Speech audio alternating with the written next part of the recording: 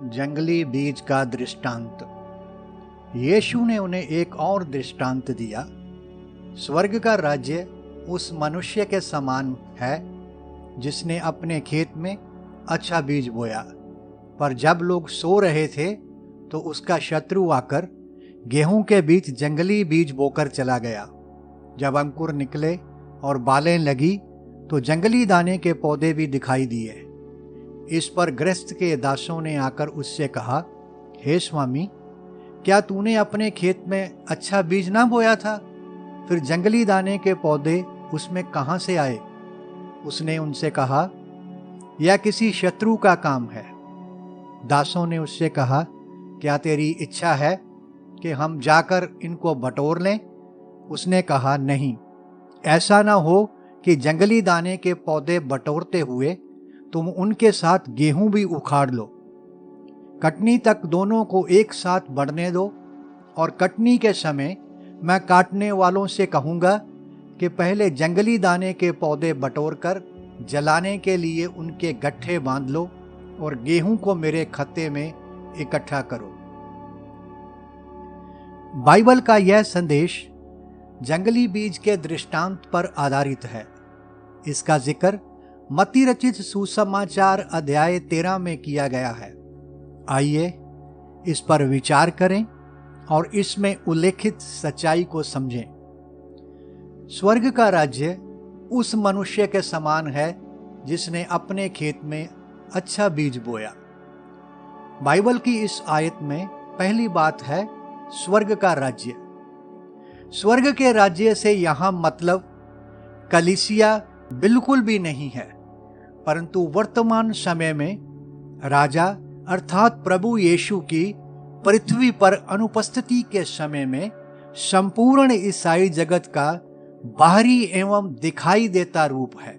ऐसा रूप, ऐसा दायरा जिसमें बचे और ना बचे हुए दोनों प्रकार के ईसाई शामिल हैं। अगली बात, बीज बोने वाला मनुष्य। यह मनुष्य स्वयं प्रभु यीशु है, जैसा कि उसने खुद इस दृष्टांत की व्याख्या में कहा। तीसरी बात है खेत। यह संसार खेत है। बीज बोने वाले ने अपने खेत में अच्छा बीज बोया। प्रभु यीशु सृष्टि करता है और इस नाते यह खेत, यह संसार उसी का है। अपने खेत में उसने अच्छा बीज बोया। अच्छा बीज जिसे प्रभु जी ने राज्य की संतान कहा। बीज बोने वाले दृष्टांत में बीज परमेश्वर का वचन था। जिन्होंने वचन को सुना, समझा और अपने दिल में इसकी बनती जगह दी, वे राज्य की संतान बने। अब इन्हें प्रभु यीशु ने अपनी निज प्रजा के रूप में इस संसार के अंदर अलग अलग जगह पर रखा है। पर जब लोग सो रहे थे तो उसका शत्रु आकर गेहूं के बीच जंगली बीज बोकर चला गया। यहां पर सोने का अर्थ आम सोने से नहीं है, परंतु उनके द्वारा सतर्क ना रहना है जिनके हाथ में काम सौंपा गया है। उनके सतर्क ना रहने की वजह से शैतान अपना काम कर गया और करता आ रहा है। गेहूं के खेत में मौका देखकर जंगली बीज का बोना उन समयों में किसी से बदला लेने का एक तरीका था। प्रभु यीशु ने अपने चेलों को जागते रहने अर्थात सतर्क रहने एवं प्रार्थना करने के लिए उपदेश दिया। प्रेरित पौलुस ने भी प्रेरितों अध्याय 20 में इफिसुस के प्राचीनों को उपदेश देते हुए यही बात कही कि जागते रहो। इसके पीछे का कारण बताते हुए वह उन्हें कहता है, इसलिए अपनी और पूरे झुंड की चौकसी करो, जिसमें पवित्र आत्मा ने तुम्हें अध्यक्ष ठहराया है, कि तुम परमेश्वर की कलीसिया की रखवाली करो, जिसे उसने अपने लोहू से मोल लिया है। मैं जानता हूं कि मेरे जाने के बाद फाड़ने वाले भेड़िए तुम में आएंगे, जो झुंड को ना छोड़ेंगे। तुम्हारे ही बीच में से भी ऐसे ऐसे मनुष्य उठेंगे जो चेलों को अपने पीछे खींच लेने को टेढ़ी मेढ़ी बातें कहेंगे, इसलिए जागते रहो। मसीहत के ऊपर शुरुआत के दिनों से लेकर वर्तमान समय तक दो तरफा हमले हो रहे हैं, बाहर और अंदर दोनों तरफ से। बाहरी तरफ से सतावट के साथ साथ उस समय यहूदी शिक्षक अपनी शिक्षाओं के द्वारा मसीहत का यहूदीकरण करने की ताक में भेड़ियों की तरह हमले कर रहे थे। इसके अलावा अंदर से झूठे शिक्षक टेढ़ी मेढ़ी एवं घातक शिक्षा के द्वारा दलबंदी का काम कर रहे थे और चेलों को अपने पीछे लगा रहे थे। इनकी टेढ़ी मेढ़ी बातें अपने आप में बुरी तो थी ही, परंतु उससे भी बुरा था लोगों का ध्यान प्रभु यीशु से हटाकर उन्हें अपने पीछे लगाना। उन दिनों में चौकसी के साथ साथ इनसे बचाव के लिए प्रेरितों के द्वारा पत्रियां भी लिखी गई, परंतु उसके पश्चात प्रेरित पौलुस के द्वारा जो पवित्र आत्मा ने लिखाया उसके प्रति ध्यान न देने की वजह से आज ईसाई जगत के अंदर अनेकों दल हैं। ईसाई लोग प्रभु यीशु से ज्यादा मनुष्य के पीछे लगे हुए हैं। दूसरी तरफ है शैतान, जिसे शत्रु कहा गया है।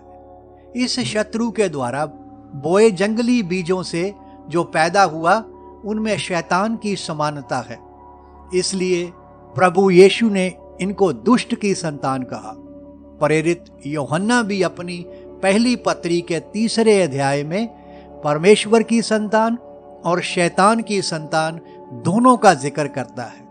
यह संतान उन लोगों की ओर संकेत करती है जो शैतान की बुरी एवं घातक शिक्षा के केवल धारक ही नहीं बल्कि इसे आगे भी फैलाते हैं। प्रभु जी ने उसके काम को शत्रु का काम कहा। जब अंकुर निकले और बालें लगी तो जंगली दाने के पौधे भी दिखाई दिए। दोनों में समानता होने की वजह से एक पड़ाव तक पता ही नहीं चलता, परंतु एक समय आया जब उन्होंने पौधे का रूप लिया, तब उनकी असलियत सामने आ गई। यूहन्ना के सुसमाचार अध्याय 12 आयत 24 में प्रभु यीशु ने अपनी तुलना गेहूं के दाने से की और अपनी मृत्यु और क्रूस पर अपने काम की ओर इशारा किया। उस पूरे काम की वजह से यह संभव हुआ कि इस दृष्टांत में जो अच्छा बीज बोया गया उसके फल को भी गेहूं कहा गया है। प्रभु यीशु मसीह और उस पर विश्वास करने वालों के स्वभाव एवं जीवन शैली में समानता है, जिसके चलते चेले सबसे पहले अंताकिया ही में मसीही कहलाए। दूसरी ओर शैतान के द्वारा बोए गए बीजों में समानता, नकल और धोखा पाया जाता है। उसके काम करने का हमेशा यही तरीका रहा है कि वह मिलावट, नकल और धोखे के बीज बोता आ रहा है, जिसका मकसद परमेश्वर के काम में वादा डालना और उसे दूषित करना है। प्रेरित पौलुस 2 कुरिन्थियों अध्याय 11 की 13 से 15 आयत में लिखता है, क्योंकि ऐसे लोग झूठे प्रेरित और छल से काम करने वाले और मसीह के प्रेरितों का रूप धरने वाले हैं। यह कुछ अचंभे की बात नहीं, क्योंकि शैतान आप भी ज्योतिर्मय स्वर्गदूत का रूप धारण करता है। इसलिए यदि उसके सेवक भी धर्म के सेवकों सा रूप धारें तो कोई बड़ी बात नहीं, परंतु उनका अंत उनके कामों के अनुसार होगा। आयत 13 स्पष्ट रूप से बतलाती है कि झूठे प्रेरितों ने सच्चे प्रेरितों के समान होने का दावा किया और जो काम वे कर रहे थे उन्हें करने की विधि छल से काम करने वाली विधि थी। ये थे जंगली बीज के पौधे, पर दिखावा गेहूं का कर रहे थे। प्रभु यीशु ने ऐसों को भेड़ के भेष में भेड़िए कहा। वर्तमान ईसाई जगत में भी छल से काम करने वाले शैतान के सेवकों की भरमार है। गृहस्थ के दासों से बातचीत और जंगली दाने के पौधों को ना उखाड़ने की आज्ञा देने के पश्चात प्रभु जी कहते हैं, कटनी तक दोनों को एक साथ बढ़ने दो और कटनी के समय मैं काटने वालों से कहूंगा कि पहले जंगली दाने के पौधे बटोर कर जलाने के लिए उनके गट्ठे बांध लो और गेहूं को मेरे खत्ते में इकट्ठा करो। इस दृष्टांत में कटनी जगत का अंत और काटने वाले स्वर्गदूत हैं। जगत का सही मतलब युग या एक अवधि विशेष है, ना कि संसार अथवा जगत। अंत से यहां अभिप्राय है श्रृंखलाबद्ध घटनाओं की समाप्ति, वर्तमान बातों की समाप्ति और नए युग की अर्थात प्रभु यीशु के राज्य की शुरुआत।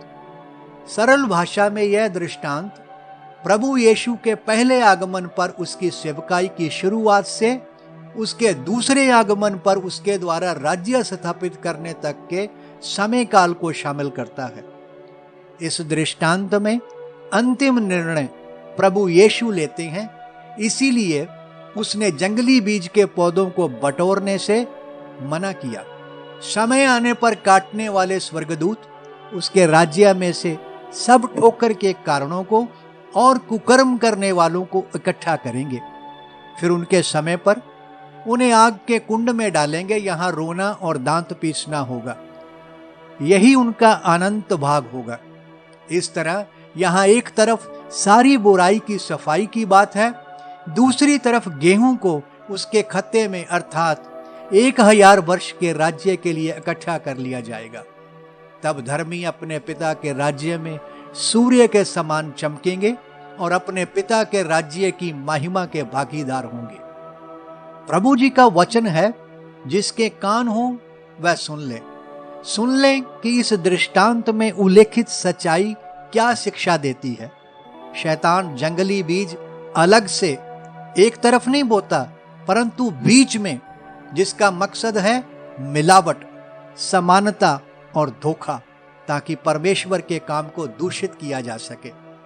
आए दिन शैतान के सेवक झूठी शिक्षा के द्वारा परमेश्वर के काम को नुकसान पहुंचा रहे हैं। वहीं दूसरी तरफ झूठे भविष्यद्वक्ता बेहुदा तथा कथित भविष्यवाणियों के द्वारा मसीही लोगों का ध्यान प्रभु यीशु से भटकाकर इन्हें अपने पीछे लगा रहे हैं, जिसके परिणाम स्वरूप बहुत से मसीही बाइबल की सही शिक्षा के प्रति बेपरवाह हो जाते हैं। बाइबल में से परमेश्वर की इच्छा को जानना, प्रभु यीशु जी को सीखना और फिर उनके पद चिन्हों पर चलना, ये महत्वपूर्ण बातें पीछे छूट जाती हैं। शब्दों पर तर्क वितर्क करना, अपनी संस्था एवं गुट की शिक्षा के विषय में कट्टरवाद का शिकार होकर इसकी वकालत करना, यही सब उनके पास रह जाता है। जैसे जंगली बीज के पौधे कटनी तक साथ साथ बढ़ते जाएंगे, वैसे ही दुष्ट की संतान और उनके बुरे काम भी बढ़ते जा रहे हैं। जरूरत है बाइबल अध्ययन की, इसकी शिक्षाओं में स्थापित होने की। जरूरत है जागते रहने की, सतर्क रहने की, कि हम ऐसे लोगों के द्वारा भरमाए ना जाएं, परंतु बाइबल से मार्गदर्शन लेते हुए जगत में गेहूं के जलते दीपकों के समान दिखाई दे। धन्यवाद।